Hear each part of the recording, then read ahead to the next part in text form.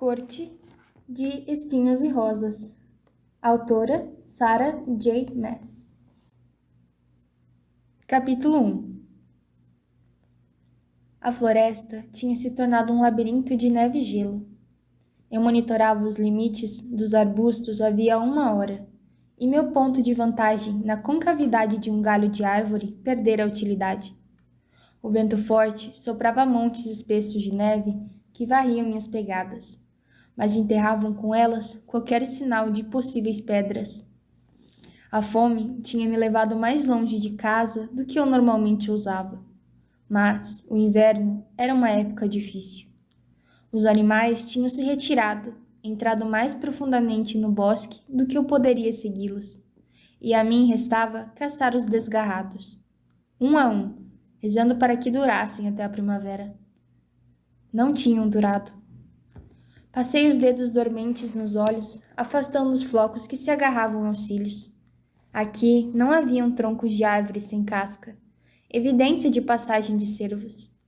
Eles ainda não tinham seguido em frente. Permaneceriam até que as cascas acabassem, então viajariam ao norte, além do território dos lobos, e talvez para as terras féricas de Pritian, onde nenhum mortal ousava pisar, a não ser que tivesse o desejo de morrer. Um calafrio percorreu minha coluna quando pensei nisso, e afastei a sensação, me concentrando nos arredores, na tarefa à frente. Era tudo que eu podia fazer, tudo que tinha conseguido fazer havia anos. Me concentrar em sobreviver à semana, ao dia, à próxima hora. E agora, com a neve, teria sorte se visse qualquer coisa àquela altura, principalmente da posição no alto da árvore. Eu mal conseguia ver 4 metros adiante.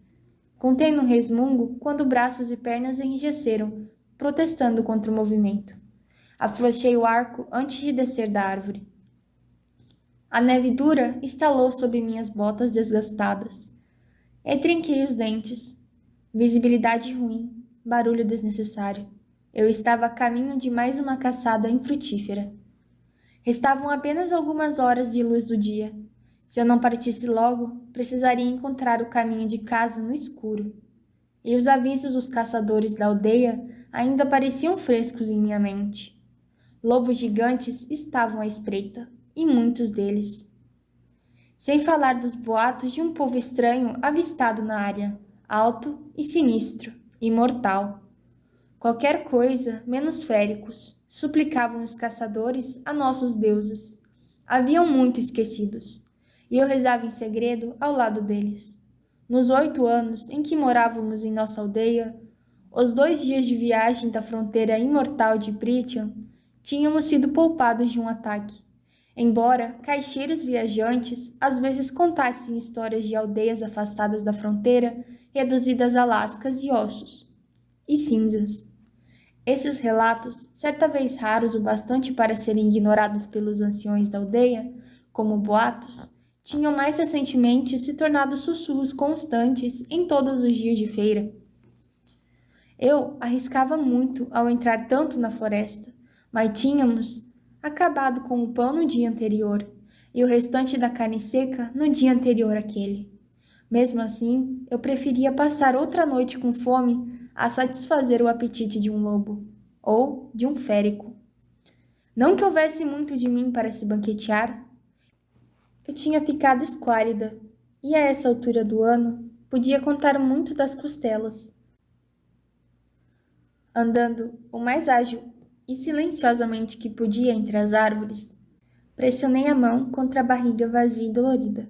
Sabia qual a expressão estaria estampada no rosto de minhas 2 irmãs quando eu voltasse para nosso chalé de mãos vazias mais uma vez. Depois de alguns minutos de busca cuidadosa, eu me agachei em um aglomerado de arbustos espinhentos cobertos de neve. Em meio aos espinhos, tive uma vista relativamente decente de uma clareira e do pequeno riacho que fluía por ela. Alguns buracos no gelo sugeriam que ainda eram frequentemente usados. Com sorte, alguma coisa passaria. Com sorte. Suspirei pelo nariz, enterrando a ponta do arco no chão, e apoiei a testa contra a curva tosca da madeira. Não duraríamos mais uma semana sem comida. E famílias demais já haviam começado a implorar para que eu confiasse na caridade do povo mais rico da aldeia. Testemunhar em primeira mão até que ponto exatamente ia tal caridade. Eu me posicionei mais confortavelmente e acalmei a respiração, fazendo esforço para ouvir a floresta por cima do vento. A neve caía e caía, dançando e rodopiando como um nevoeiro faiscante. O branco era fresco e limpo contra o marrom e o cinza do mundo. E, apesar de não querer, apesar de ter braços e pernas dormentes, silenciei aquela parte inquieta e maligna de minha mente, a fim de observar o bosque coberto pelo véu de neve. Houve um tempo em que, para mim, era instintivo desfrutar o contraste da grama nova contra o solo escuro e revirado, ou um broche de ametista aninhado em dobras de seda esmeralda. Houve um tempo em que eu sonhava e respirava e pensava em cores e luzes e formas. Às vezes, eu até mesmo me permitia sonhar com um dia que minhas irmãs estariam casadas e seríamos apenas papai e eu, com comida suficiente para todos, dinheiro bastante para comprar tinta e tempo bastante para colocar aquelas cores e formas em papel, ou tela, ou nas paredes do chalé. Um sonho que provavelmente não aconteceria tão cedo, talvez nunca. Então, me restava roubar um momento como aquele, admirar o brilho da luz pálida do inverno sobre a neve. Não conseguia me lembrar da última vez que tinha parado a fim de admirar qualquer coisa linda ou interessante. Horas de ócio em um celeiro decrépito com Isaac Haley não contavam. Aquelas horas eram vorazes e vazias, às vezes cruéis, mas nunca lindas. O vento uivante se transformou em um suspiro baixo. A neve passou a cair preguiçosamente em punhados grandes e gorduchos que se acumulavam em cada fresta e protuberância das árvores. Hipnotizante, a beleza letal e suave da neve. Eu me encolhi diante do pensamento de precisar voltar para as estradas lamacentas e congeladas da aldeia, para o calor abafado de nosso chalé. Arbustos farfalharam na clareira. Sacar o arco foi uma questão de instinto. Olhei entre os espinhos e prendi o fôlego. A menos de 30 passos estava uma pequena corça, ainda não muito magricela devido ao inverno, mas desesperada o suficiente para riscar a casca de uma árvore na clareira. Uma corça como aquela poderia alimentar minha família durante uma semana ou mais. Minha boca se encheu de água. Silenciosa como o vento que ciciava entre as árvores mortais, mirei. Ela estava tão distraída, tão alheia ao fato de que a própria morte esperava, a metros de distância. A corça continuou rasgando tiras de casca, mastigando devagar. Eu poderia secar metade da carne e nós poderíamos imediatamente comer o restante. Ensopados, tortas, a pele poderia ser vendida ou transformada em uma roupa para uma de nós. Eu precisava de botas novas, mas Elaine precisava de um manto novo, e Nesta queria qualquer coisa que fosse de outra pessoa. Meus dedos tremiam, tanta comida, que salvação! Inspirei para me acalmar, verificando a mira mais uma vez. Mas havia um par de olhos dourados brilhando nos arbustos adjacentes. A floresta ficou em silêncio. O vento morreu. Até a neve parou.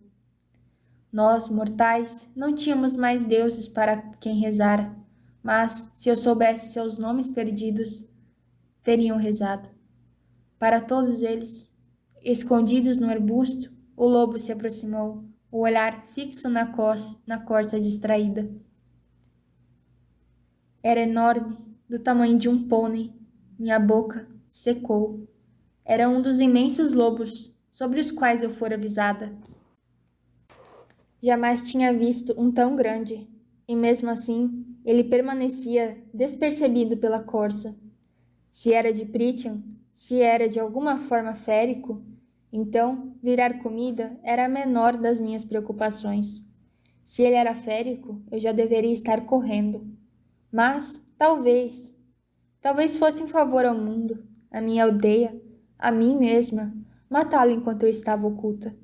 Atravessar uma flecha em seu olho não seria um problema. Mas, apesar do tamanho, ele parecia um lobo. Se movia como um lobo. Animal, assegurei a mim mesma. Apenas um animal. Eu tinha uma faca de caça e 3 flechas. As 2 primeiras eram comuns, simples e eficientes, mas que provavelmente não seriam mais que picada de abelha para um lobo daquele tamanho. Mas a terceira flecha, a mais longa e mais pesada, eu comprara de um caixeiro viajante durante um verão em que tínhamos cobre o suficiente para alguns luxos. Uma flecha entalhada de freixo, armada com uma ponta de ferro. Todos sabiam que os féricos odiavam ferro, mas era a madeira do freixo que fazia com que sua magia curadora e imortal falhasse por tempo suficiente para que um humano lhes desse um golpe mortal. Pelo menos eram o que diziam os boatos. A única prova que tínhamos da eficiência do freixo era a raridade da madeira. Eu estudara desenhos das árvores, mas nunca vira um com os meus olhos. Não depois que os grãos féricos as tinham queimado há muito tempo. Então, estavam poucas, a maioria pequena e retorcida, e escondida pela nobreza em bosques murados. Passei semanas depois da compra debatendo se aquele pedaço excessivamente caro de madeira tinha sido um desperdício de dinheiro, e durante 3 anos a flecha de freixo ficara guardada, inutilizada na aljava. Agora eu rapidamente a sacava, contendo os movimentos ao mínimo, eficientemente. Qualquer coisa para evitar que aquele lobo monstruoso olhasse em minha direção. A longa flecha era pesado bastante para causar dano. Poderia matar o lobo se eu mirasse direito. Se eu abatesse o lobo, a corça fugiria. Se eu abatesse a corça, o lobo iria atrás do meu pescoço ou da carcaça e destruiria quantidades preciosas de pele e gordura. Meu peito ficou tão apertado que doeu, e naquele momento percebi que minha vida se reduzia a uma pergunta. O lobo estava sozinho? Segurei o arco e puxei ainda mais a corda. Eu era boa de tiro, mas jamais enfrentar um lobo. Achei que isso me tornava sortuda, até mesmo abençoada. Mas agora não sabia onde acertar ou com que velocidade eles se moviam. Não podia correr o risco de errar, não quando só tinha uma flecha de freixo. E se houvesse, de fato, o coração de um férico batendo sobre aquele pelo, então que morresse. Que morresse depois de tudo que aquele povo fizera conosco. Eu não correria o risco de que ele espreitasse nossa aldeia mais tarde, atrás de massacrar e aleijar e atormentar. Que morresse ali e naquele momento. Eu ficaria feliz em acabar com ele. O lobo se esgueirou mais para perto, e um galho se partiu sobre uma das patas, cada uma maior que minha mão. A corça ficou rígida. Ela olhou para os 2 lados, os ouvidos se esticando na direção do céu cinzento. Com o lobo abaixado a favor do vento, a corça não podia vê-lo, nem sentir seu cheiro. A cabeça do lobo pendeu.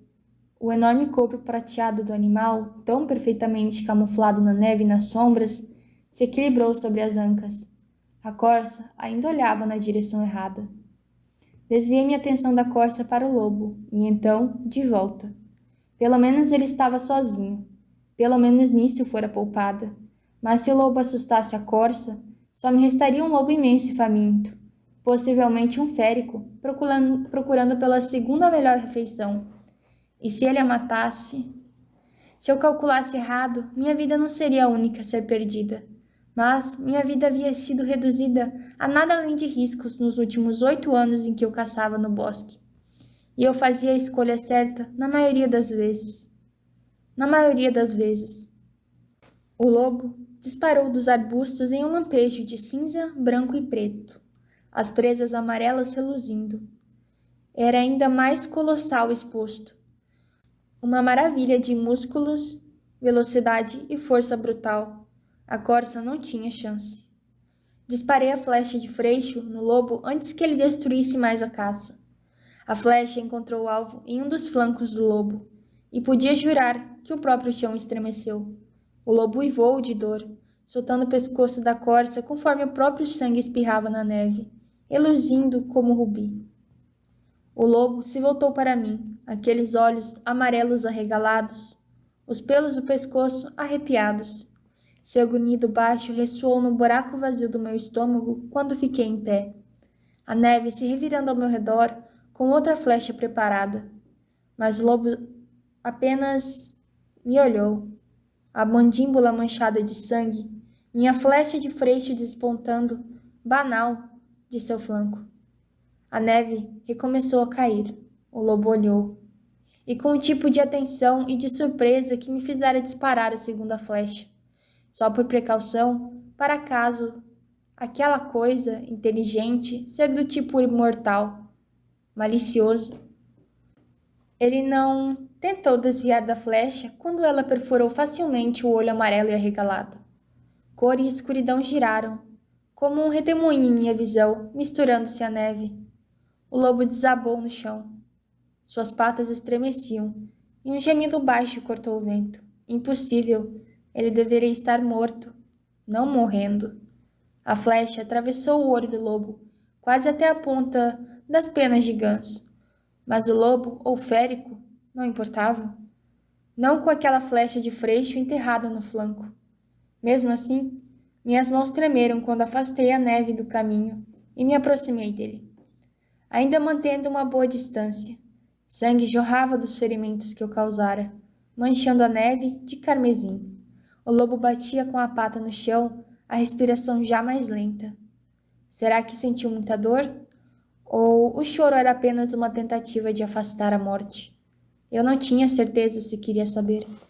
A neve girou ao nosso redor. Encarei o lobo até que aquele manto de carvão, obsidiana e marfim parasse de se elevar e descer. Lobo? Definitivamente apenas um lobo, apesar de seu tamanho. O aperto em meu peito diminuiu, e meu fôlego se condensou diante de mim quando suspirei.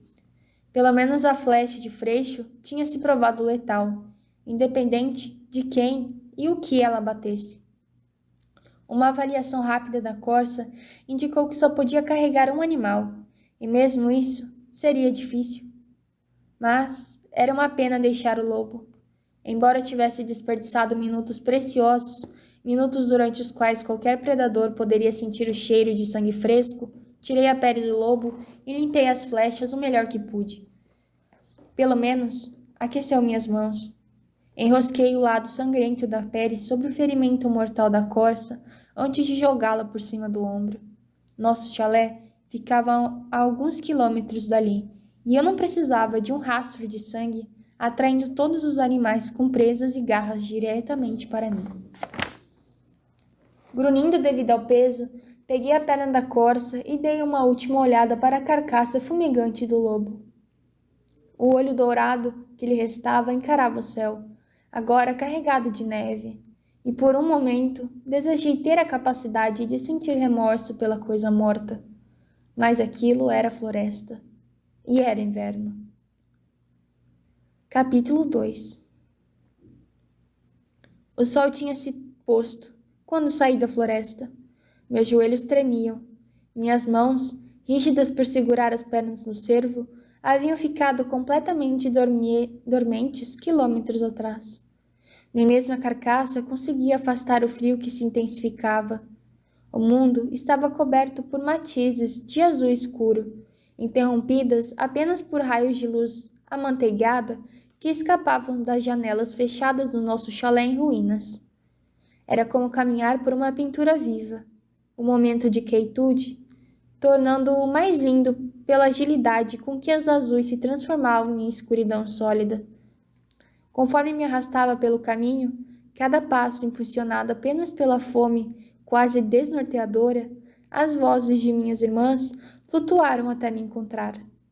Não precisei discernir as palavras para saber que, muito provavelmente, conversavam sobre algum rapaz, ou sobre as fitas que viram na aldeia, quando deveriam cortar lenha, mas sorri um pouco mesmo assim.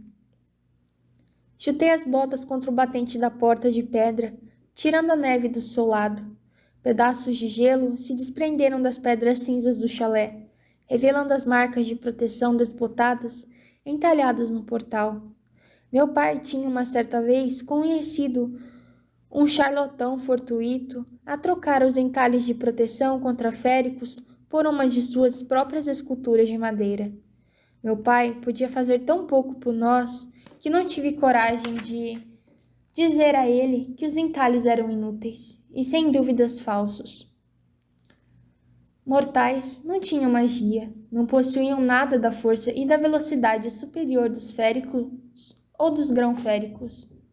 O homem, alegando ter sangue grão-férico em sua linhagem, simplesmente entalhou as espirais, os redemoinhos e as runas ao redor da porta e das janelas.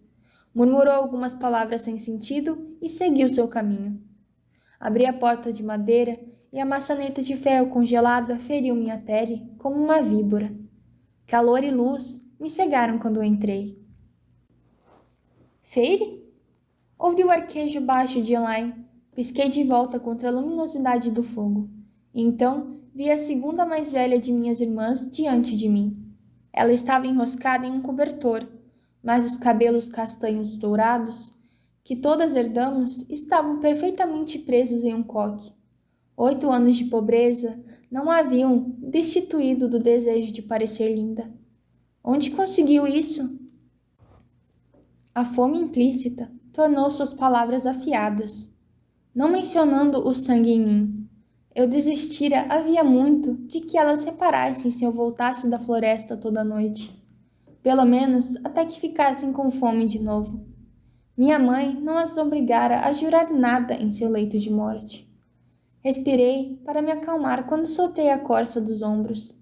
O animal acertou a mesa de madeira com um estampido, chacoalhando uma xícara de cerâmica do outro lado. Onde acha que consegui? Minha voz tinha ficado rouca. Desenrolei a pele de lobo do corpo da corça e, após descalçar as botas e colocá-las ao lado da porta, eu me virei para Elaine. Seus olhos castanhos, os olhos de meu pai, permaneceram na corça. Vai demorar muito para você limpar? Eu, não ela, não as outras. Nunca vi as mãos de minhas irmãs grudentas de sangue e pele. Eu aprender a preparar e limpar minhas caças, graças a instruções de outros. Meu pai e Nesta ainda estavam sentados à lareira, aquecendo as mãos, e minha irmã mais velha o ignorava como sempre. Elaine continuou encarando a carcaça, pressionando a mão contra a barriga, provavelmente tão vazia e dolorida quanto a minha. Não que Elaine fosse cruel.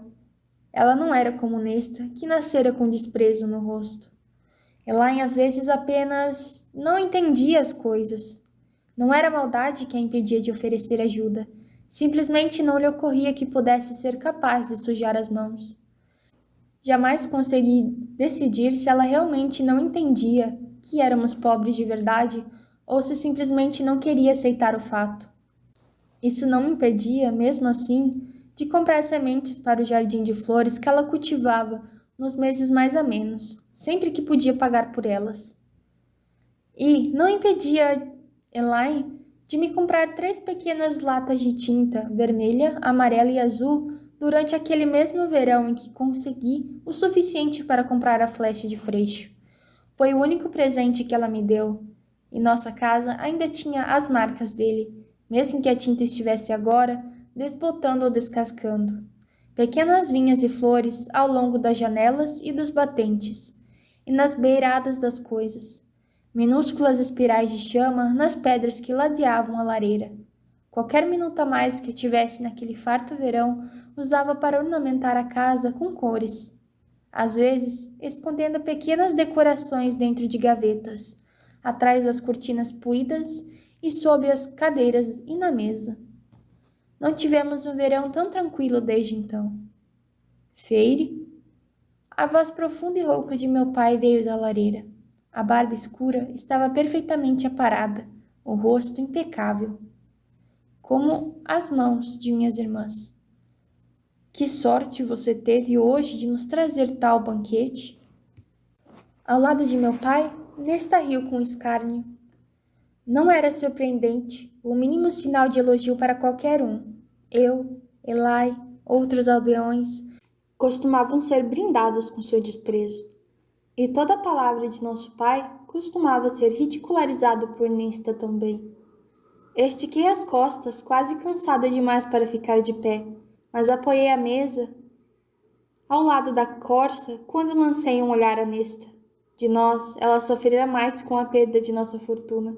Secretamente, se ressentia de meu pai desde o momento que fugimos de nossa mansão. Mesmo depois daquele dia horrível em que um dos credores veio mostrar o quanto estava infeliz com a perda do seu investimento. Pelo menos, Nesta não enchia nossas cabeças com conversas inúteis sobre recuperar a riqueza como meu pai.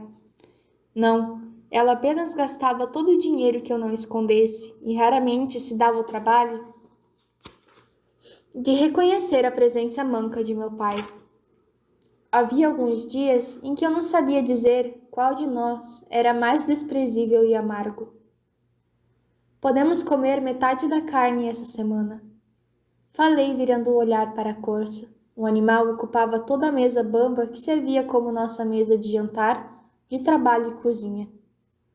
Podemos secar a outra metade. Continuei, sabendo que por mais delicadamente que eu falasse, ainda faria a maior parte do trabalho.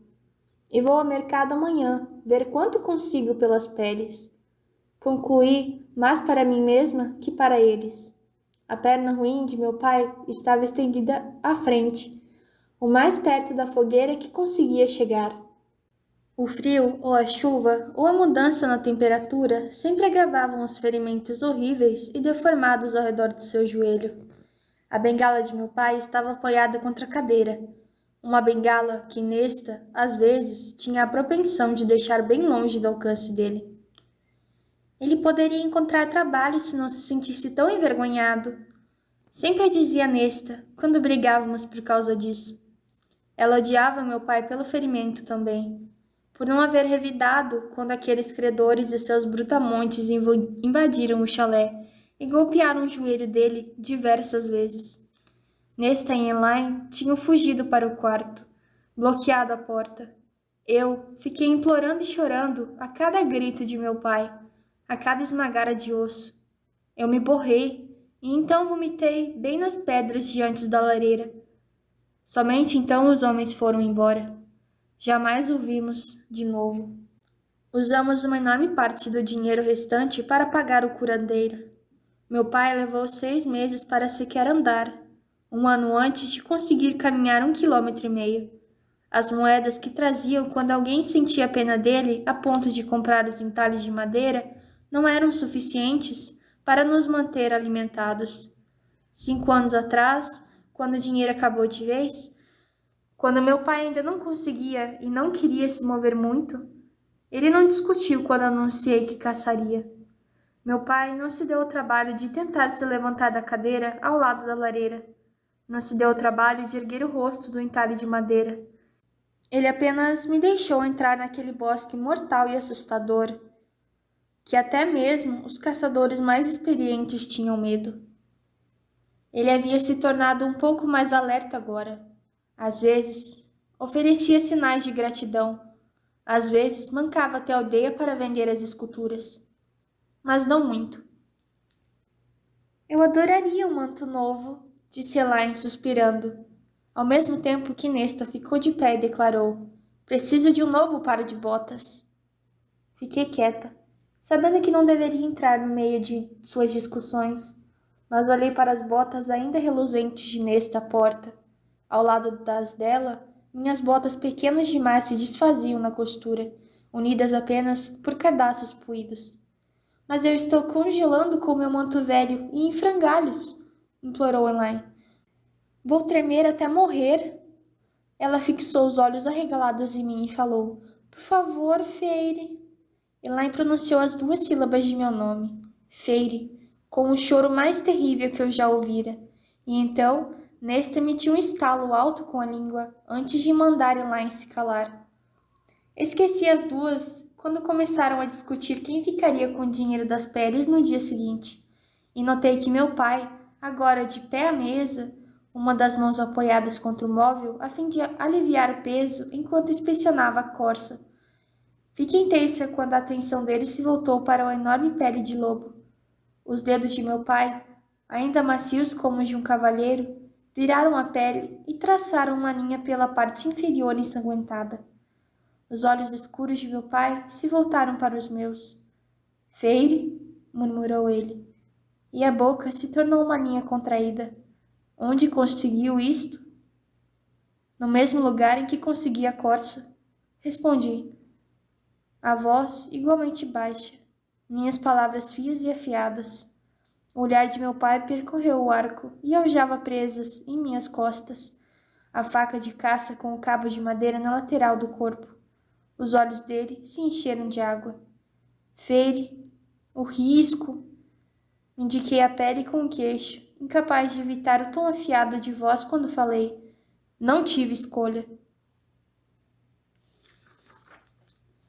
O que eu queria dizer de verdade era: você sequer se dá o trabalho de sair de casa na maioria dos dias. Se não fosse por mim, passaríamos fome. Se não fosse por mim, estaríamos mortos.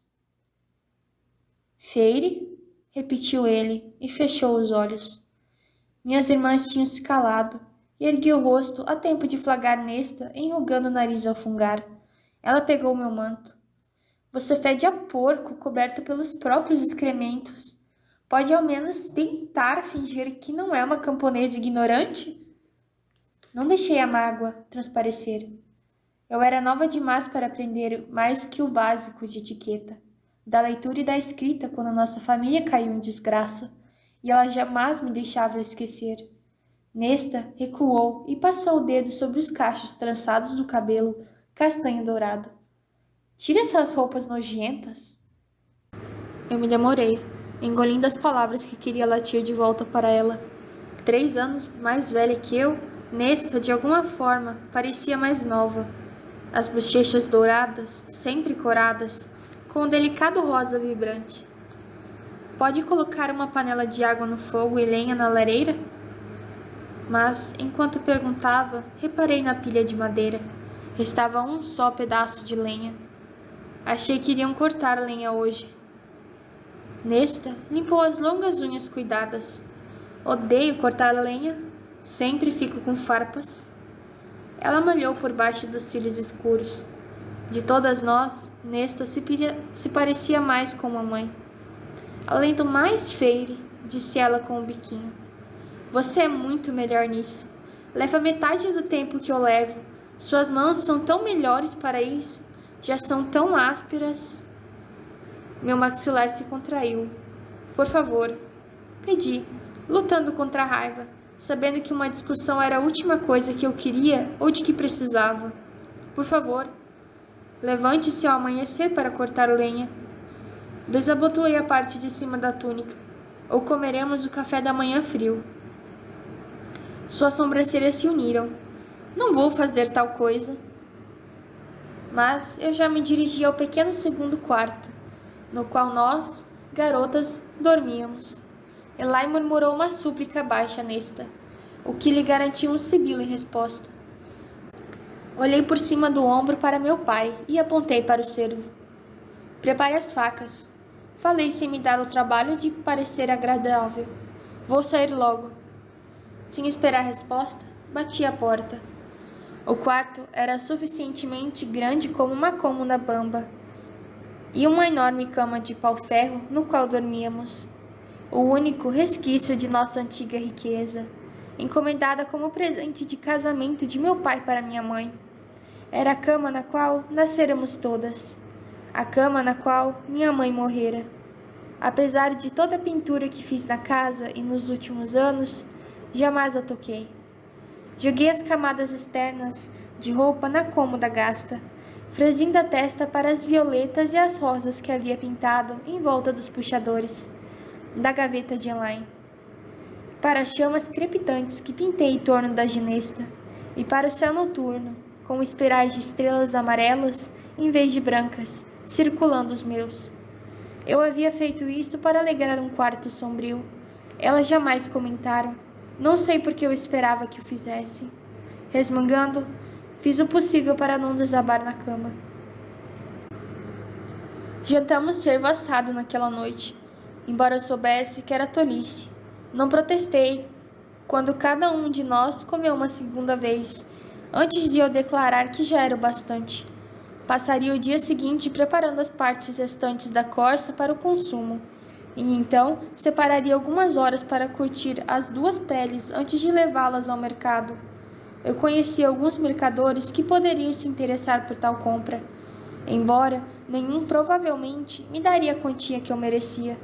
Mas dinheiro era dinheiro, e eu não tinha tempo ou fundos para viajar até a cidade grande mais próxima a fim de encontrar uma oferta melhor. Lambi os dentes do garfo, saboreando resquícios de gordura que cobriam o metal. Minha língua deslizou sobre o garfo e os resquícios de gordura que cobriam o metal. Minha língua deslizou pelas pontas tortas. Era parte de um faqueiro tosco que meu pai recuperara da ala dos criados enquanto os credores saqueavam nossa mansão. Nenhum dos nossos talheres combinavam, mas era melhor que usar os dedos. O faqueiro do dote de minha mãe fora vendido há muito tempo. Minha mãe, altiva e fria com os filhos, alegre e deslumbrante com os conhecidos que frequentavam nossa antiga propriedade, e apaixonada por meu pai, a única pessoa que ela realmente amou e respeitou. Mas também amava de verdade as festas, tanto que não tinha tempo de fazer nada comigo, a não ser contemplar como minhas habilidades com desenho e pintura, ainda por desabrochar, poderiam me garantir um futuro marido. Se ela tivesse vivido tempo bastante para ver nossa riqueza ruir, teria ficado arrasada. Mais que meu pai. Talvez o fato dela ter morrido tenha sido um ato de misericórdia. De qualquer forma, pelo menos sobrava mais comida para nós. Não havia nada dela no chalé além da cama de pau-ferro e a promessa que eu fizera. Sempre que olhava para um horizonte, ou pensava se eu não devia simplesmente andar e jamais olhar para trás, ouvia aquela promessa que havia feito 11 anos antes, enquanto ela definhava no leito de morte. Fiquem juntos e cuide deles. Prometi, jovem demais para perceber por que ela não havia implorado a minhas irmãs ou a meu pai, mas jurei para ela e ela então morreu. Em um mundo humano desgraçado, protegido apenas pela promessa dos grão-féricos há 5 séculos, em nosso mundo, no qual havíamos esquecido os nomes de nossos deuses. Promessa era lei, uma promessa era moeda de troca, uma promessa era sua garantia. Havia momentos em que eu a odiava por ter pedido para que eu prometesse. Talvez, delirante de febre, nem soubesse o que estava exigindo. Ou talvez a morte tivesse dado a ela alguma clareza sobre a verdadeira natureza das filhas, do marido. Pus o garfo na mesa e observei as chamas de nossa lareira minguando, dançarem pela lenha restante, estendendo as pernas doloridas sobre a mesa. Virei para minhas irmãs, como sempre, Nesta reclamava de alguns aldeões que não tinham modos, que não tinham trajes sociais, ou que não faziam ideia do quanto o tecido de suas roupas era inferior, embora fingisse se tratar de seda fina ou chifon. Desde que perdemos nossa fortuna, as antigas amigas passaram a ignorá-las, incontestavelmente. E minhas irmãs agiam como se os jovens aldeões fossem um círculo social de segunda classe. Tomei um gole de xícara de água quente. Nem mesmo podíamos pagar por chá ultimamente, enquanto ela continuou a história. Bem, eu disse a ele: se acha que pode me pedir de modo tão indiferente, senhor, vou recusar. E sabe o que Thomas disse? Nesta falava para Elaine, que ouvia com atenção total, perdido em qualquer lembrança enevoada que havia tomado. Meu pai sorriu gentilmente para a amada Elaine, a única de nós que se esforçava para falar com ele de verdade. Thomas Mandry? Interrompi. O segundo filho do lenhador? Os olhos azuis de Nesta se semicerraram. Sim, disse ela, e se voltou para Elaine de novo. O que ele quer? Olhei para meu pai. Nenhuma reação, nenhum sinal de alarme ou de que sequer ouvia. Ele quer se casar com ela, disse Elaine, sonhadora. Pisquei. Nesta inclinou a cabeça. Eu tinha visto predadores fazerem esse mesmo movimento antes. Às vezes, imaginava se sua determinação irredutível nos teria ajudado a sobreviver melhor, a prosperar, inclusive, se não tivesse tão preocupada com nosso status perdido. Algum problema, Feire? Nesta disparou meu nome como um insulto, e meu maxilar doeu por contraí-lo com força. Meu pai se mexeu na cadeira, e embora eu soubesse que era estupidamente idiota reagir às provações dela, falei: Você não pode cortar lenha para nós, mas quer se casar com o filho de um lenhador? Nesta empertigou os ombros. Achei que tudo o que você queria era que saíssemos de casa, casar a mim e Elaine para que tenha tempo de pintar suas gloriosas obras-primas. Ela olhou com desprezo para a coluna de dedaleiras que pintei na borda da mesa. As cores eram escuras e azuis demais, sem nenhuma das manchinhas brancas dentro dos túbulos das flores. Mas eu me superei, mesmo que tivesse sofrido para não ter tinta branca, para fazer algo tão defeituoso e duradouro. Ignorei o insulto, embora desejasse cobrir a pintura com a mão. Talvez no dia seguinte eu simplesmente a raspasse da mesa de vez. Acredite, falei para Nesta, no dia em que eu quiser que você se case com alguém, vou marchar até a casa dele e entregá-la, mas não vai se casar com Thomas. As narinas de Nesta se dilataram delicadamente. Não há nada que possa fazer. Claire Bendor me contou esta tarde que Thomas vai me pedir em casamento a qualquer momento agora. E então, nunca mais vou precisar comer essas sobras de novo. Acrescentou, com um leve sorriso. Pelo menos, não preciso recorrer a me deitar no feno com Isaac Haley, como se fosse um animal. Meu pai soltou uma tosse envergonhada, virando o rosto para a cama dele ao lado da lareira. Jamais dissera uma palavra contra Nesta, por medo ou culpa, e aparentemente não começaria agora, mesmo que aquela fosse a primeira vez que ele ouviria falar de Isaac. Apoiei as palmas das mãos na mesa enquanto a encarava. Elaine tirou a mão de onde estava, como se a terra e o sangue sob minhas unhas de alguma forma fosse saltar para sua pele de porcelana. A família de Thomas vive melhor que a nossa por pouco, argumentei, tentando evitar grunhir. Você seria apenas mais uma boca para alimentar. Se ele não sabe disso, então os pais devem saber. Mas Thomas sabia. Tinha nos esbarrado na floresta antes. Vi o brilho de fome, desesperado em seus olhos, quando Thomas me flagrou, carregando uma penca de coelhos. Eu jamais matara outro ser humano, mas naquele dia, minha faca de caça parecia um peso na lateral do corpo. Fiquei longe do caminho dele desde então. Não podemos pagar um dote, continuei. Embora meu tom de voz fosse firme, minha voz ficou mais baixa, para nenhuma de vocês. Se Nesta quisesse ir embora, tudo bem. Que bom, eu estaria mais perto de alcançar aquele glorioso e tranquilo futuro, de começar uma casa calma e comida bastante e tempo para pintar. Mas não tínhamos nada, absolutamente nada para atrair qualquer pretendente a tirar minhas irmãs de minhas mãos. Estamos apaixonados, declarou Nesta, e ela assentiu.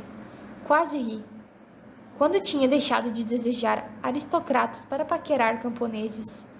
Amor não alimenta a barriga vazia, repliquei, mantendo o olhar o mais firme possível. Como se a tivesse golpeado, Nesta deu um salto do banco. Você só está com ciúmes. Ouvi falar que Isaac vai se casar com alguma camponesa de Grainfield por um bom dote. E eu também. Isaac tinha se gabado disso na última vez em que nos encontramos. Ciúmes? Falei devagar, cavando fundo para esconder o ódio. Não temos nada para oferecer a eles, nem um dote, nem mesmo gado. Embora Thomas possa querer se casar com você, você é um fardo. O que você sabe? Sussurrou Nesta. É apenas uma besta semi-selvagem com coragem de dar ordens dia e noite. Continue assim. E algum dia, Feire, não haverá nada nem ninguém para se lembrar de você, ou para se importar com o fato de que você sequer existiu. Ela saiu irritada, e Elaine disparou atrás dela, arrulhando sua simpatia. As duas bateram a porta do quarto que compartilhávamos com tanta força que a louça chacoalhou. Eu tinha ouvido aquelas palavras antes, e sabia que ela só repetiu porque encolhi o corpo da primeira vez que Nesta as dissera. Ainda doíam mesmo assim. Tomei um longo gole da xícara lascada. O banco de madeira sob meu pai rangeu quando ele se mexeu. Tomei outro gole e falei: Você deveria colocar juízo nela. Meu pai examinou uma marca de queimadura na mesa. O que eu posso dizer? Se é amor, não pode ser amor. Não da parte dele, não com aquela família desprezível. Já viu o modo como anda pela aldeia? Ele quer algo de Nesta, e não é sua mão. Precisamos de esperança tanto quanto precisamos de pão e carne, interrompeu meu pai, os olhos lívidos por um raro momento. Precisamos de esperança, ou não sobreviveremos. Então, deixe que ela mantenha a esperança, Feire. Deixe que imagine uma vida melhor, um mundo melhor. Eu me levantei da mesa, os dedos se fechando em punhos, mas não havia para onde correr, em nosso chalé de 2 quartos. Olhei para a pintura desbotada da dedaleira na beirada da mesa. As flores mais na borda já estavam lascadas e sumindo. A parte mais baixa do caule tinha se apagado por completo. Em alguns anos, teria desaparecido, sem deixar marcas que estivera ali, de que eu estivera ali. Então, quando olhei para meu pai, falei ríspida: Isso não existe. Capítulo 3. A neve pisoteada, cobrindo a estrada para a nossa aldeia, estava salpicada de marrom e preto por conta do tráfico de carroças e cavalos. E lá em Nesta, emitiram estalos com a língua e faziam caretas conforme seguíamos pela estrada, desviando das partes especialmente nojentas. Eu sabia por que tinham vindo. Elas olharam uma vez para as peles que eu havia dobrado na sacola e pegaram as capas. Não me dei ao trabalho de falar com elas, pois as duas não se dirigiram a falar comigo depois da noite anterior, embora Nesta tivesse acordado ao amanhecer para cortar lenha. Provavelmente porque sabia que eu venderia as peles no mercado naquele dia e voltaria para casa com dinheiro no bolso. Elas me seguiram pela estrada solitária, caminhando pelos campos cobertos de neve até nossa aldeia em ruínas. As casas de pedras da aldeia eram medíocres e entediantes, e pareciam ainda mais tristes pela desolação do inverno, mas era dia de mercado, o que significava que a minúscula praça no centro da aldeia estaria cheia de todo tipo de mercadores que tivessem encarado a manhã gelada. A um quarteirão, o cheiro de comida quente pairava no ar, temperos que incitavam o fundo da minha memória, chamando. Elaine soltou um grunhido baixo atrás de mim. Temperos, sal, açúcar, mercadorias raras para a maioria dos habitantes de nossa aldeia, impossíveis de comprar. Se eu me saísse bem no mercado, talvez tivesse o suficiente para comprar algo delicioso para nós.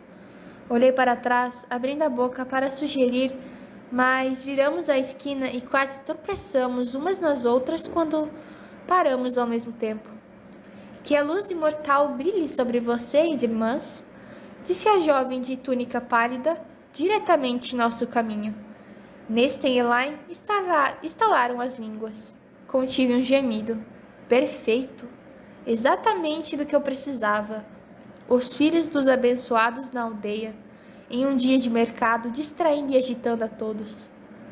Os anciões da aldeia costumavam permitir que eles permanecessem ali apenas por algumas horas, mas a mera presença dos tolos fanáticos, que ainda adoravam os grão-féricos, deixavam as pessoas nervosas. Me deixavam nervosa. Há muito tempo, os grão-féricos tinham sido nossos senhores supremos, não deuses. E eles certamente não foram bondosos. A jovem estendeu a mão branca como a lua em um gesto de cumprimento. Um bracelete de sinos de prata, prata de verdade, tilintavam no pulso.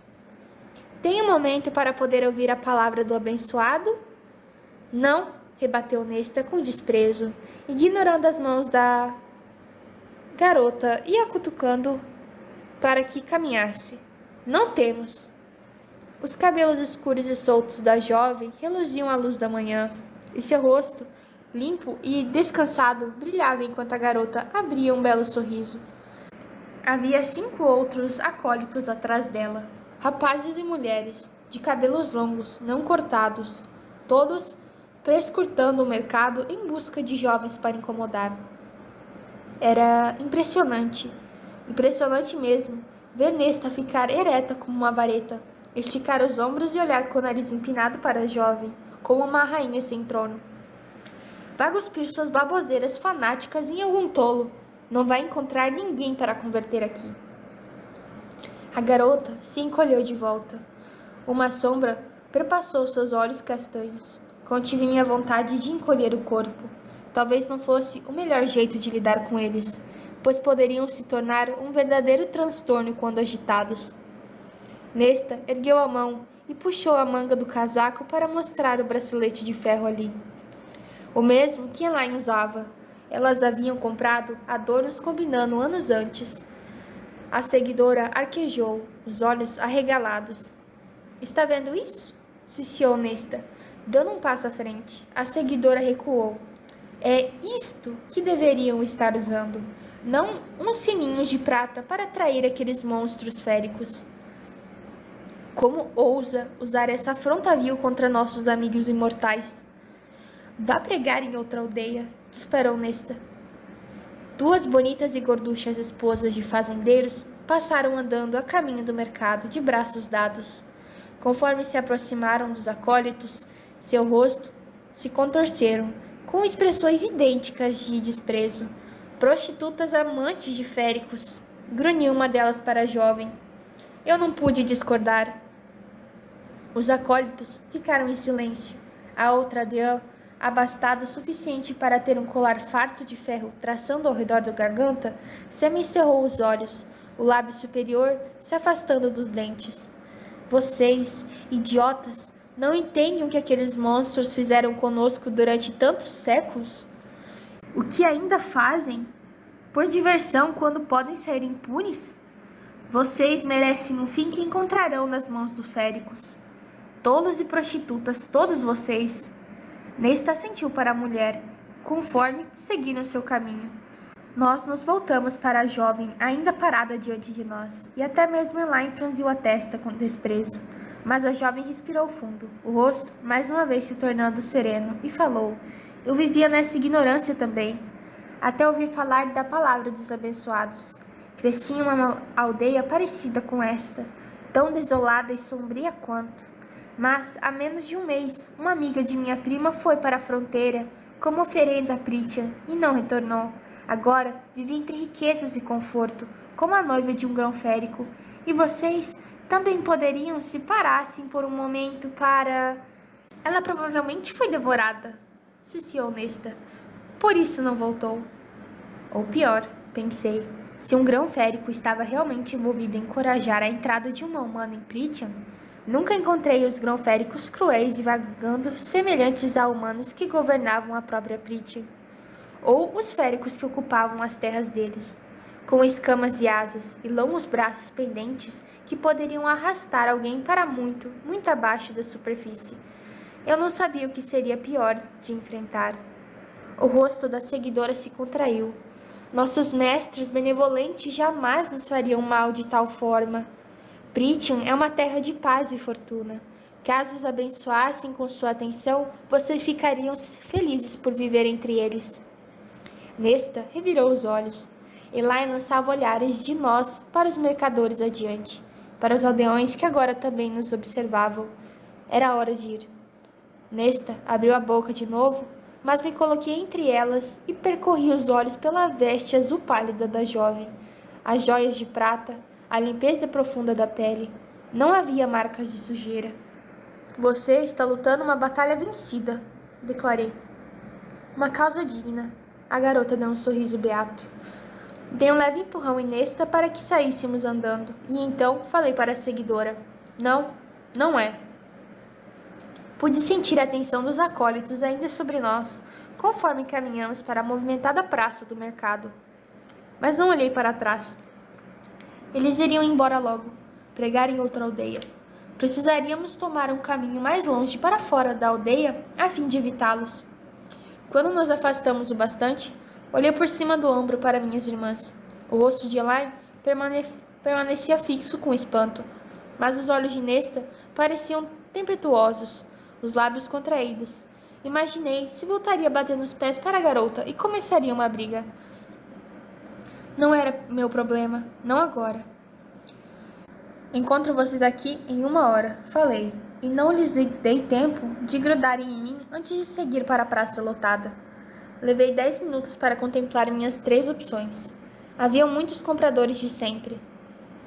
O sapateiro enrugado e o alfaiate de olhar aguçado, que enfrentava o nosso mercado, vindo de uma aldeia próxima. E então, o desconhecido, uma mulher grande como uma montanha, sentada na beira da fonte quadrada de nossa praça em ruínas, sem qualquer carrinho ou barraquinha, mas parecendo disposta a negociar mesmo assim. Suas cicatrizes e armas que carregava a deletavam facilmente. Era uma mercenária.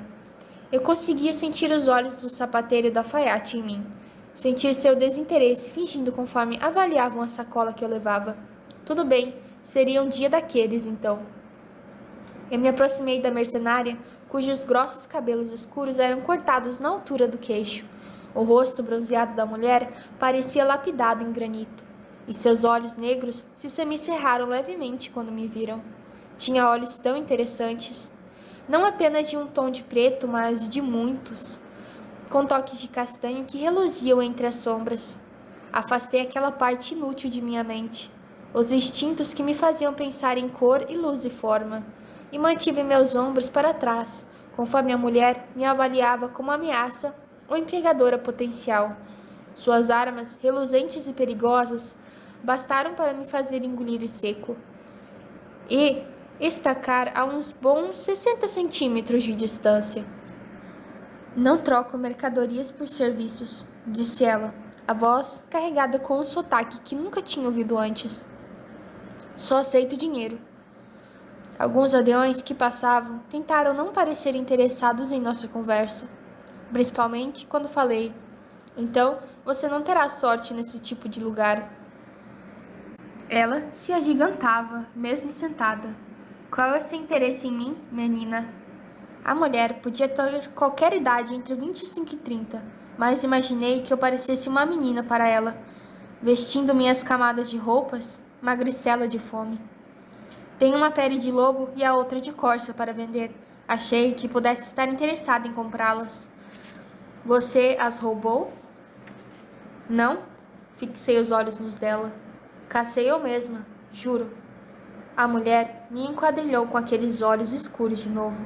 Como? Não foi uma pergunta, mas uma ordem. Talvez fosse alguém que tivesse encontrado outros que não consideravam sagrados os juramentos, as palavras como compromisso. E havia punido as pessoas adequadamente. Então contei a ela como havia batido os dois. E quando terminei, a mulher apontou minha sacola com a mão. Deixe-me ver. Peguei as 2 peles dobradas cuidadosamente. Você não estava mentindo quanto ao tamanho do lobo, murmurou a mulher. Mas não parece um férico. Ela examinou as peles com um olho de especialista, percorrendo as mãos por cima e por baixo. A mulher deu o preço. Pisquei, mas contive a vontade de piscar uma segunda vez. Ela ofereceu um preço alto, muito alto. Encarei a mulher em silêncio. Ela olhou para mim, além de mim, depois de mim. Presumo que aquelas 2 meninas observando do outro lado da praça sejam suas irmãs. Vocês todas têm esse cabelo acobreado e esse olhar faminto. De fato, elas ainda estavam tentando ao máximo ouvir, sem ser vistas. Não precisa de sua piedade. Não, mas precisa de meu dinheiro. E os outros mercadores foram avarentos a manhã toda. Todos estão distraídos demais por aqueles fanáticos de olhos arregalados se lamuriando pela praça. A mulher indicou com o queixo os filhos dos abençoados, que ainda soavam os seus sininhos de prata e saltavam no caminho de qualquer um que tentasse passar. A mercenária dava um leve sorriso quando me voltei para ela. Depende de você, menina. Por quê? A mulher deu os ombros. Um dia alguém fez o mesmo por mim e pelos meus, numa época em que eu mais precisava. Imaginei que fosse a hora de pagar o que devo. Eu observava de novo, sopesando. Meu pai tem umas esculturas de madeira que eu também poderia lhe dar para que fique mais justo. Viajo com pouco e não tenho necessidade delas. Estas, no entanto, a mulher deu tapinhas nas peles que ainda estavam na mão dela. Me poupam o trabalho de matar os animais eu mesma? Assenti, as bochechas ficando quentes à medida que a mulher levava a mão para a bolsa de moedas dentro do casaco pesado. Estava cheia e pesada, com no mínimo prata, possivelmente ouro, se o tilintar fosse algum indicativo. Mercenários costumavam ser bem pagos em seus territórios. Nosso território era pequeno e pobre, demais para manter um exército, e postos a fim de monitorar a muralha contra Pritian, e os aldeões só podiam contar com a força do tratado forjado 500 anos antes. Mas a classe alta podia contratar espadachins, como aquela mulher, para viajar às terras que faziam fronteira com o reino imortal. Era uma ilusão de conforto. Exatamente como as marcas em nosso portal. Todos sabiam, bem no fundo, que não havia nada a ser feito contra os féricos. Todos tínhamos ouvido, independentemente de classe ou patente, desde o momento em que nascemos. Os avisos contados a nós enquanto nos balançavam em berços, ou rimas entoadas nos pátios das escolas. Um dos grão-féricos poderia transformar nossos ossos em pó a 100 metros de distância. Não que minhas irmãs e eu tivéssemos visto. Mas, mesmo assim, tentávamos acreditar em alguma coisa, qualquer coisa, que pudesse funcionar contra eles se algum dia os encontrássemos. Haviam 2 barracas no mercado que alimentavam esses medos, oferecendo amuletos e bugigangas, e encantamentos e pedaços de ferro. Eu não podia pagar por eles, e se de fato funcionassem, só nos dariam alguns minutos para nos preparar. Correr era inútil, lutar também. Mas Nesta e Elaine ainda usavam os braceletes de ferro sempre que saíam do chalé. Até Isaac tinha uma pulseira do material ao redor de um dos punhos, sempre escondido sobre a manga. Ele se oferecera para me comprar uma certa vez, mas eu recusei. Pareceu pessoal demais. Muito semelhante a um pagamento. Muito. Um lembrete permanente do que quer que nós fôssemos e do que aqui não éramos um para o outro. A mercenária transferiu as moedas para a palma de minha mão, que esperava que eu as colocasse no bolso. O peso das moedas lembrava de uma pedra de moinho. Não havia como minhas irmãs não terem visto o dinheiro. Sem dúvida, já estariam imaginando como poderiam me persuadir a dar um pouco a elas. Obrigada, agradeci a mercenária, tentando sem conseguir enviar uma amargadura na voz conforme sentia minhas irmãs se aproximarem, com arbutres circundando uma carcaça. A mercenária acariciou a pele do lobo. Um conselho de uma caçadora para outra. Ergui as sobrancelhas. Não entre muito no bosque. Eu nem chegaria perto de onde você esteve ontem. Um lobo desse tamanho seria o menor dos seus problemas. Mais e mais ouço histórias daquelas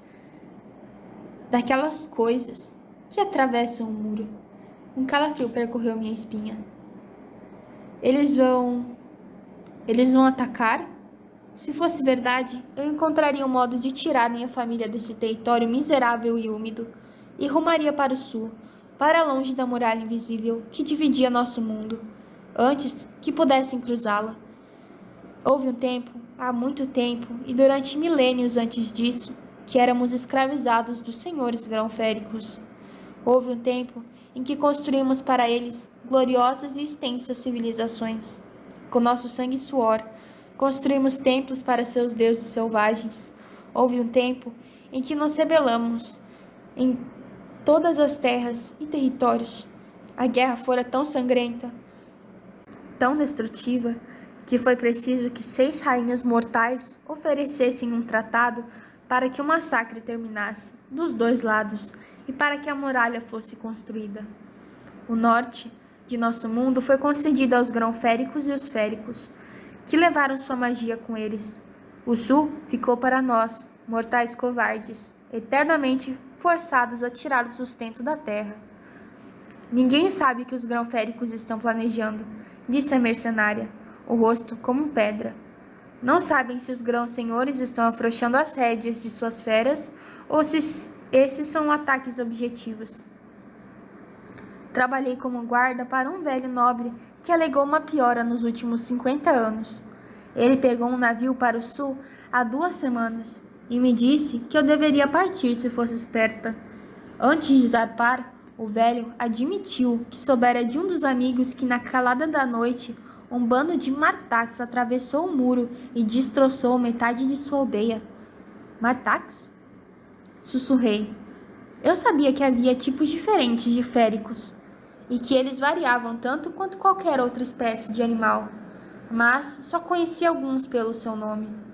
Os olhos escuros como a noite da mercenária brilharam. O corpo grande como o de um urso. A cabeça parecia com a de um leão e as 3 fileiras de dentes mais afiadas que os de um tubarão. E malignos, mais cruéis que todos os 3 juntos. Eles deixaram os aldeões literalmente em farrapos. Um nobre me contou. Meu estômago se revirou. Atrás de nós, minhas irmãs pareciam tão frágeis, a pele pálida tão infinitamente delicada e quebradiça. Contra algo como o Martax, jamais teria chance. Aqueles filhos dos abençoados eram tolos e fanáticos. Então, não sabemos o que esses ataques significam, continuou a mercenária. E a não ser mais contratos para mim. E se eu fosse você, me manteria bem longe da muralha, principalmente se os grão-féricos começassem a aparecer. Ou pior, um dos grãos-senhores. Eles fariam os martax parecerem cães. Avaliei seus movimentos. Suas mãos estavam cobertas de cicatrizes, ressecadas pelo frio. Já encarou outro tipo de férico? Os olhos da mulher se fecharam. Não quer saber, menina, a não ser que queira vomitar seu café da manhã. Eu estava mesmo meio enjoada e assustada. Era mais mortal que os martax? Ousei perguntar.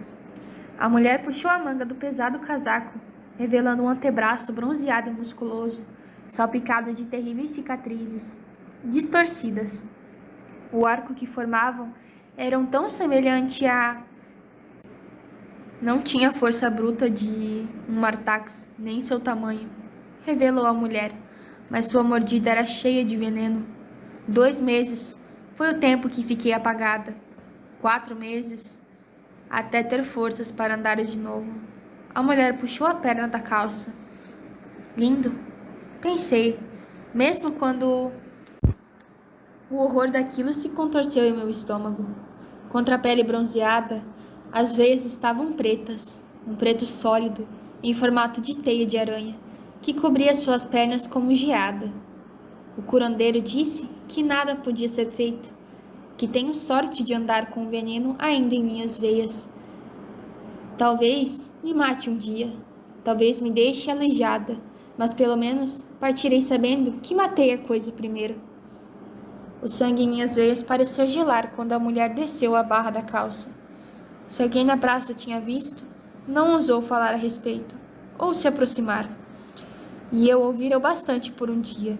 Então recuei um passo, me acalmando, apesar do que ela havia contado e mostrado. Obrigada pelos avisos. Falei. A atenção da mulher se voltou para trás de mim. Ela me deu um sorriso levemente divertido.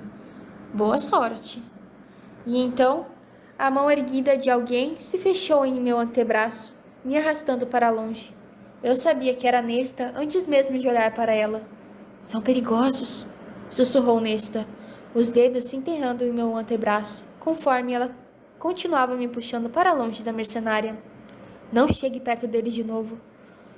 Encarei Nesta por um momento, e depois Elaine, cujo rosto ficara pálido e contraído. Tem alguma coisa que eu precise saber? Perguntei baixinho. Não conseguia me lembrar da última vez que Nesta tentara me avisar sobre alguma coisa. Eli era a única com quem ela se importava. São trogloditas e levarão qualquer moeda que conseguirem, mesmo que seja à força. Olhei para a mercenária, que ainda estava examinando as peles novas. Ela roubou você? Não. Um outro que passou. Só tínhamos algumas moedas e ele se irritou, mas... Por que não denunciou? Ou me contou? O que poderia ser feito? Indagou Nesta, com escárnio. Desafiaria o homem para uma briga com seu arco e flecha? E quem neste esgoto de aldeia sequer ligaria se nós denunciássemos alguma coisa? E quanto a Thomas Mundry? Falei com frieza. Os olhos de Nesta brilharam, mas um movimento atrás de mim chamou sua atenção, e ela me lançou o que eu imaginei ser uma tentativa de um sorriso doce, provavelmente quando se lembrou do dinheiro que eu agora levava. Seu amigo está esperando você. Virei. De fato, Isaac observava do outro lado da praça, os braços cruzados ao se reencostar contra uma construção. Embora fosse o filho mais velho do único fazendeiro abastado da aldeia, ainda estava magro devido ao inverno, e os cabelos castanhos ficaram ralos. Relativamente bonito, de fala mansa e reservado, mas com um toque sombrio que nos havia atraído um para o outro. Aquela compreensão mútua de como nossas vidas eram desprezíveis e sempre seriam. Nós nos conhecíamos superficialmente havia anos, desde que minha família tinha se mudado para a aldeia, mas nunca pensei muito em Isaac, até quando acabamos pegando a estrada principal juntos certa tarde. Na conversa, nós conversamos sobre os ovos que ele estava levando ao mercado, e eu admirava a variedade de cores dentro do cesto que Isaac carregava. Marrons escuros e claros, azuis e verdes dos mais pálidos. Simples, tranquilo, talvez um pouco esquisito, mas Isaac me deixou no meu chalé sem que eu me sentisse tão só. Uma semana depois, eu o puxei para aquele celeiro decrépito. Isaac fora meu primeiro e único amante nos últimos 2 anos em que nos encontrávamos. Às vezes, nos encontrávamos toda noite durante uma semana, em outras, passávamos um mês sem nos ver. Mas era sempre igual, uma descarga de roupas jogadas e fôlegos compartilhados e línguas e dentes. De vez em quando, conversávamos, ou melhor, Isaac falava sobre as pressões e o fardo que o pai colocava sobre ele. Em geral, nós soltávamos uma palavra o tempo todo. Eu não podia dizer que nosso jeito de fazer amor era especialmente habilidoso, mas ainda assim era uma libertação, um alívio, um pouco de egoísmo. Não havia amor entre nós, e jamais houvera. Pelo menos o que eu presumia que as pessoas queriam dizer quando falavam sobre amor. Mas parte de mim tinha ficado deprimida quando Isaac contou que em breve se casaria. Eu ainda não estava desesperado o bastante para pedir que ele me visse depois do casamento. Isaac inclinou a cabeça em um gesto familiar e então desceu a rua, para fora da aldeia e para o antigo celeiro no qual ele estaria esperando. Não éramos discretos a respeito de nossos encontros, mas tomávamos medidas para evitar que ficasse óbvio demais. Nesta, emitiu um estalo com a língua, cruzando os braços. Espero que vocês dois estejam se protegendo e tomando cuidado. É um pouco tarde para fingir se importar, falei, mas tomamos cuidado. Como eu não podia pagar, o próprio Isaac tomava a mistura contraceptiva. Ele sabia que eu não o tocaria de outra forma. Levei a mão no bolso, tirando de dentro uma moeda de 20. Ela inspirou fundo. Eu não me dei ao trabalho de olhar para qualquer coisa antes que colocasse a moeda na palma dela, e então falei, vejo vocês em casa. Mais tarde, depois do jantar, mais cervo, quando estávamos todos reunidos ao redor da lareira por um momento tranquilo antes de dormir, observei minhas irmãs sussurrando e rindo. Parte de mim sempre as invejou pela proximidade. Tinha gastado até o último centavo de que eu dei a elas, e que eu não sabia, embora Elaine tivesse trazido um novo cinzel para os trabalhos de madeira de nosso pai, o manto e as botas pelas quais haviam choramingado na noite anterior haviam sido caros demais. mas não briguei com elas por isso. Não quando Nesta saiu pela segunda vez para cortar mais lenha sem que eu pedisse. Felizmente, elas evitaram outro confronto com os filhos dos abençoados. Meu pai cochilava na cadeira, a bengala sobre o joelho retorcido. Era um momento tão bom quanto qualquer outro para tocar no assunto de Thomas Mandry com Nesta. Eu me virei para ela, abrindo a boca. Mas um rugido quase ensurdecedor ressoou e minhas irmãs gritaram quando a neve interrompeu na sala e uma silhueta enorme, grunhindo, surgiu à porta. Capítulo 4. Eu não sabia como o cabo de madeira de minha faca de caça tinha chegado à minha mão. Os primeiros movimentos foram um borrão dos grunhidos de uma besta gigantesca com pele dourada, os gritinhos esganiçados de minhas irmãs, o frio laceante que inundou a sala, o rosto aterrorizado de meu pai. Não era um Artax, percebi, embora o alívio tivesse durado pouco. A besta devia ser tão grande quanto um cavalo, e mesmo tendo o corpo mais ou menos felino, a cabeça era distintamente lupina. Eu não sabia o que pensar dos chifres curvados como os de um cervo, que despontavam na cabeça. Mas leão, cão ou cervo, não havia dúvida dos danos que as garras pretas semelhantes a adagas e as presas amareladas poderiam infligir. Se eu tivesse sozinha no bosque, poderia ter me deixado consumir pelo medo. Poderia cair de joelhos e implorar por uma morte limpa e rápida.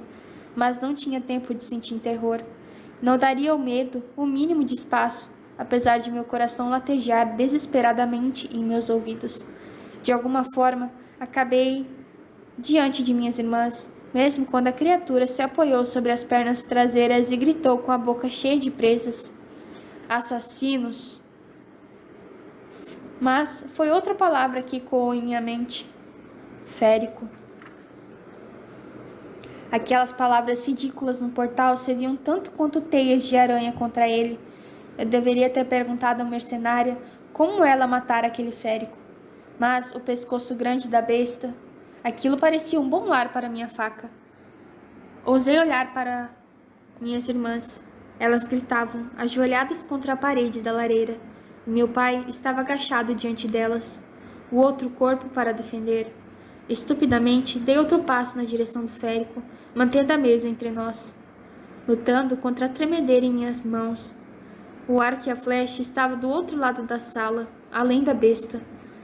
Eu precisava passar por ela para pegar a flecha de freixo e ganhar tempo suficiente para atirá-la. Assassinos! Rugiu a besta de novo, os pelos eriçados. Por favor, balbuciou meu pai atrás de mim, incapaz de encontrar forças para ficar ao meu lado. O que quer que tenhamos feito foi sem saber e nós não matamos ninguém, acrescentou Nesta, engasgando nos soluços, o braço erguido sobre a cabeça, como se aquele minúsculo bracelete de ferro funcionasse contra a criatura. Peguei outra faca da mesa, o que era o melhor que poderia fazer, a não ser que encontrasse uma forma de alcançar a aljava.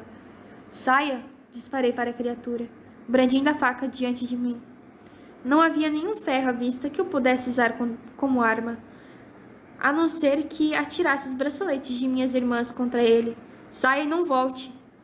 Embora as palavras fossem ríspidas, meus joelhos tremiam e tive dificuldade em manter meu domínio das facas. Um prego. Eu poderia pegar a porcaria de um prego de ferro, se estivesse disponível. A besta gritou comigo em resposta, e o chalé inteiro estremeceu. Os pratos e as xícaras chacoalharam uns contra os outros.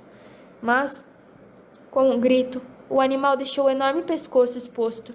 Não era boa no arremesso, mas atirei a faca de caça mesmo assim.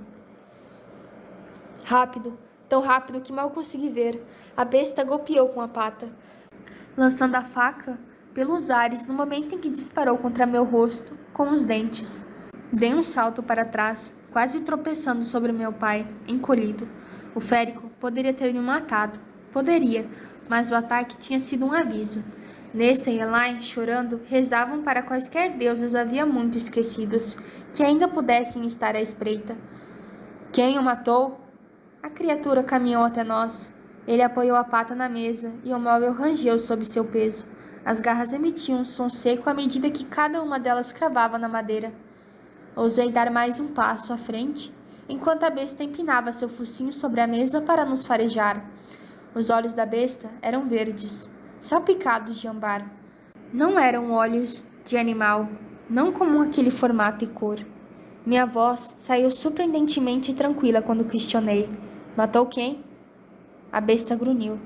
Um ruído baixo que fez o lobo na floresta parecer um filhotinho. O lobo, disse a fera, e meu coração parou. O rugido tinha sumido, mas a ira permanecia, talvez até mesmo um toque de tristeza. O choro de Elaine atingiu um tom estridente. Mantive o queixo erguido. Um lobo? Um enorme lobo, com pelagem cinza, grunhiu a besta, em resposta. Será que saberia se eu mentisse? Féricos não podiam mentir. Todos os mortais sabiam disso. Mas será que poderiam farejar as mentiras nas línguas humanas? Não tínhamos chances de escapar daquilo lutando, mas talvez houvesse outras maneiras. Caso ele tenha sido morto por engano, falei para a besta o mais calmamente possível. Que pagamento poderíamos oferecer em troca? Aquilo era um pesadelo. E eu acordaria rapidamente ao lado da lareira, exausta pelo dia no mercado e pela tarde com Isaac. A besta soltou um latido que poderia ter sido uma gargalhada amarga. Ele empurrou a mesa para caminhar em um pequeno círculo diante da porta destruída. O frio era tão intenso que estremeci. O pagamento que devem oferecer é aquele exigido pelo tratado entre nossos reinos.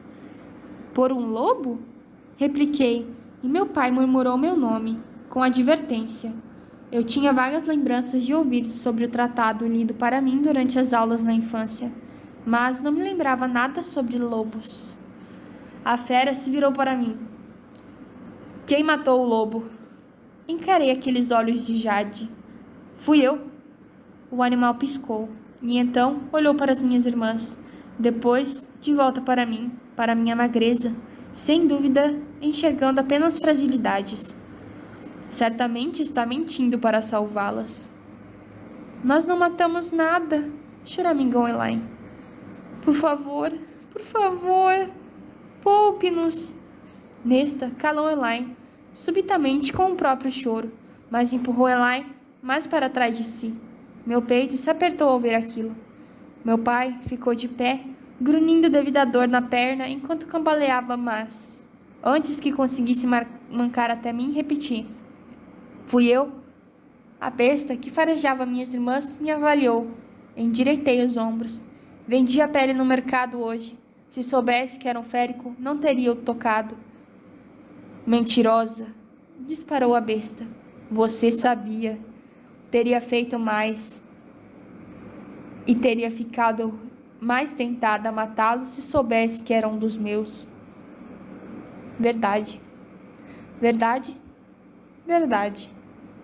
Pode me culpar? Ele atacou você? Você foi provocada?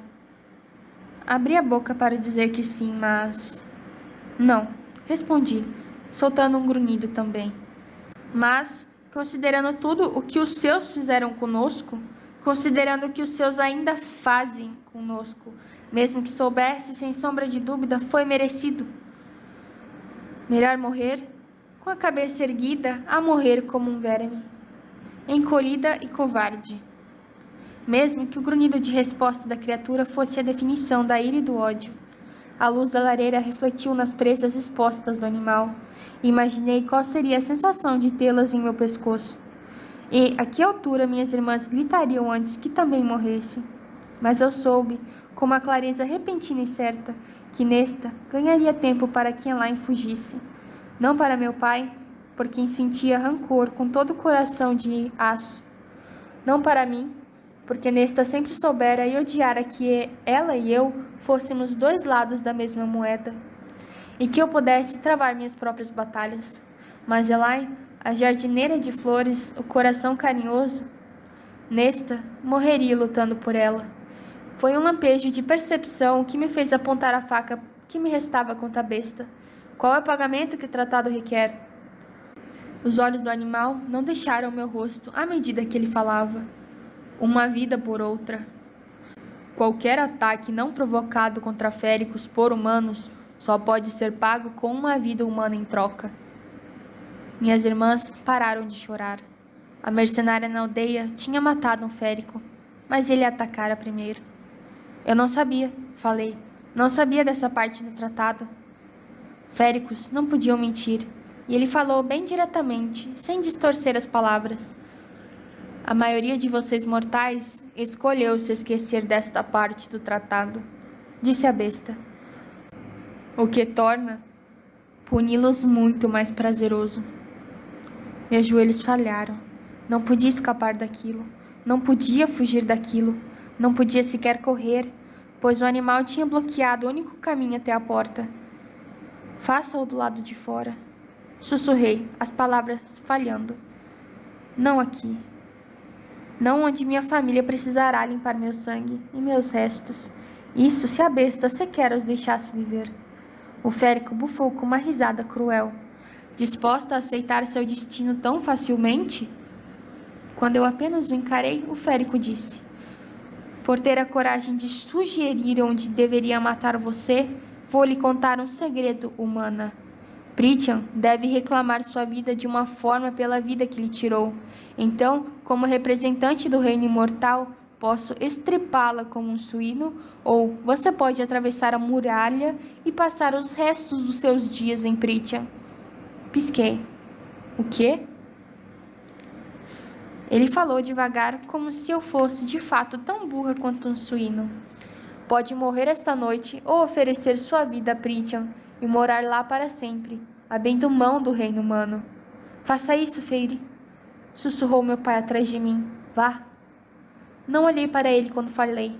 Morar onde? Cada centímetro de Prithian é letal para nós. Seria melhor eu morrer naquela noite que viver em terror absoluto do outro lado da muralha, até encontrar meu fim de uma forma sem dúvida ainda mais terrível. Tenho terras, disse o férico. Darei permissão para as que morem nelas. Por que se incomodar? Talvez essa fosse a pergunta de um tolo, mas... Você assassinou meu amigo? Grunhiu a besta. Assassinou e escalpelou seu cadáver. Vendeu-o no mercado e depois disse que ele mereceu. Mesmo assim, tem a audácia de questionar minha generosidade? Tipicamente humano, ele pareceu acrescentar em silêncio. Não precisava mencionar a brecha no tratado. Eu me aproximei tanto que consegui sentir o hálito quente do férico no meu rosto. Férico, de fato, não podia mentir, mas ele podia omitir informações. A besta grunhiu de novo. Tolice minha me esquecer de que humanos têm uma opinião tão baixa a nosso respeito. Vocês, homens e humanos, não entendem mais o que é misericórdia? Censurou ele, as presas a centímetros de meu pescoço. Vou deixar bem claro para você, menina. Pode vir viva para minha casa em Prithian, oferecendo sua vida pela do lobo dessa forma, ou pode sair agora mesmo e ser destroçada, sua escolha. Os passos hesitantes de meu pai soaram antes dele segurar meu ombro. Por favor, bom senhor. Feire é minha caçula. Imploro para que a poupe. Ela é tudo. Ela é tudo. No entanto, o que queria dizer morreu na garganta de meu pai quando a besta rugiu de novo. Mas, ao ouvir aquelas poucas palavras que ele conseguiu dizer, o esforço que tinha feito foi como uma lâmina contra minha barriga. Meu pai tremeu e encolheu o corpo quando falou: por favor. Silêncio! Disparou a criatura, e o ódio fervilhou tão forte em mim que foi difícil não correr e enfiar a adaga em seu olho. Mas, quando cheguei a levantar o braço, soube que o animal fecharia a boca em meu pescoço. Posso conseguir ouro, disse meu pai, e meu ódio se dissolveu. O único modo dele conseguir dinheiro seria mendigando. Mesmo assim, seria muita sorte se conseguisse alguma moeda de cobre. Eu tinha visto como os abastados eram impiedosos em nossa aldeia. Já fazia anos que eu sabia que os monstros em nosso reino mortal eram tão ruins quanto aqueles do outro lado da muralha. A besta riu com escárnio. Quanto vale a vida da sua filha para você? Acha que equivale a alguma quantia? Nesta ainda mantinha Elaine atrás de si. O rosto de Elaine estava tão pálido que se igualava à neve que caía pela porta fora. Mas, com as sobrancelhas abaixadas, Nesta monitorava cada movimento que a criatura fazia. Ela nem se importou de olhar para meu pai, como se já soubesse qual era a resposta. Quando meu pai não respondeu, ousei dar outro passo na direção da fera, atraindo sua atenção para mim. Eu precisava tirá-la dali, afastá-la de minha família. Pelo modo como o animal afastou minha faca, qualquer esperança de escapar estava em, de alguma forma, surpreendê-lo. Com a audição aguçada do férico, eu duvidava de que teria qualquer chance em algum momento, pelo menos até ele acreditar que eu era dócil. Se tentasse atacar o animal ou fugisse antes disso, ele destruiria minha família por diversão. E então me encontraria de novo. Eu não tinha escolha a não ser partir. Depois encontraria uma oportunidade de cortar a garganta do animal, ou pelo menos debilitá-lo o suficiente para poder fugir. Contanto que os féricos não conseguissem me encontrar de novo, não poderia me fazer cumprir o tratado, mesmo que isso me tornasse uma amaldiçoada, quebradora de juramentos. Mas, se fosse com a besta, estaria quebrando a promessa mais importante que já fizera. Isso, com certeza, vencia o tratado antigo que eu sequer havia assinado. Soltei o cabo da adaga que me restava. Encarei os olhos verdes em um longo silêncio antes de dizer: quando partimos? Aquelas feições lupinas permaneceram ferozes, cruéis. Qualquer esperança teimosa de resistência morreu quando o animal foi até a porta. Não, até o Java que tinha deixado atrás dela. Ele pegou a flecha de freixo, farejou e grunhiu. Com 2 movimentos, o animal partiu a flecha ao meio e a jogou na lareira, atrás de minhas irmãs, antes de se voltar para mim. Eu conseguia sentir o cheiro da minha ruína em seu hálito quando o animal falou: agora. Agora. Até mesmo Elaine ergueu a cabeça para me encarar com um horror mudo. Não pude olhar para ela. Não pude olhar para Nesta. Não quando ainda estavam agachadas ali, ainda em silêncio. Eu me virei para meu pai. Os olhos dele estavam marejados. Então, olhei para os poucos armários que tínhamos. Narcisos desbotados, amarelos demais, se curvavam sobre os puxadores. Agora, a besta caminhou de um lado para o outro, em frente à porta. Eu não conseguia contemplar para onde iria ou o que faria comigo. Correr seria tolice, até que fosse o momento certo. O cervo vai durar 2 semanas, falei para meu pai, enquanto reunia minhas roupas para me proteger do frio. Comece com a carne fresca, então passe para a carne já seca. Você sabe como fazer isso. Feire, sussurrou meu pai, mas segui enquanto fechava o manto. Deixei o dinheiro das peles na cômoda, avisei. Vai durar um tempo se forem cuidadosos. Finalmente, olhei para o meu pai, de novo, e me permiti memorizar as feições de seu rosto. Meus olhos arderam, mas pisquei para afastar as lágrimas, quando enfiei as mãos nas luvas gastas. Quando a primavera chegar, caçem perto da vegetação ao sul da grande curva do rio nascente de prata. Os coelhos fazem as tocas ali. Peçam a Isaac Haley que mostre como montar armadilhas. Ensinei a ele no ano passado. Meu pai assentiu, cobrindo a boca com uma das mãos. A besta grunhiu como advertência e saiu noite afora. Fiz menção de a seguir, mas parei a fim de observar minhas irmãs, ainda agachadas ao lado da lareira, como se não ousassem se mover até que eu fosse embora. Elaine disse meu nome sem emitir som, mas continuou encolhida. Manteve a cabeça baixa. Então me voltei para Nesta, cujo rosto era tão parecido com o de minha mãe, tão frio e determinado. O que quer que faça? Disse eu. Não se case com Thomas Mandry. O pai dele bate na mulher e nenhum dos filhos faz nada para impedir. Os olhos de Nesta se arregalaram, mas acrescentei: hematomas. são mais difíceis de esconder que a pobreza. Nesta enrijeceu o corpo, mas não disse nada. Nenhuma de minhas irmãs disse algo, à medida que me dirigia à porta aberta, mas a mão de alguém se fechou ao meu braço, me puxando até que eu parasse. Quando me virei para olhar para ele, meu pai abriu e fechou a boca. Do lado de fora, a besta, sentindo que tinha sido detida, emitiu um grunhido estrondoso na frente do chalé. Feire, disse meu pai, os dedos tremendo quando segurou minha mão aveludada. Mas os olhos dele ficaram mais nítidos e mais fortes do que eu vira em anos. Você sempre foi boa demais para este lugar, Feire. Boa demais para nós. Boa demais para qualquer um. Ele apertou minhas mãos. Se algum dia fugir, se convencê-lo de que pagou sua dívida, não volte. Eu não esperava um adeus de partir o coração, mas não imaginava aquilo também. Jamais volte, aconselhou meu pai, soltando minhas mãos para me sacudir pelos ombros. Feire, meu pai disse meu nome às pressas, a garganta oscilando. Vá para um lugar onde possa construir sua reputação lá. Um lugar novo. Ao longe, a besta era apenas uma sombra, me chamando para um destino que eu, sem querer, tinha infligido a mim mesma e à minha família. Uma vida por outra.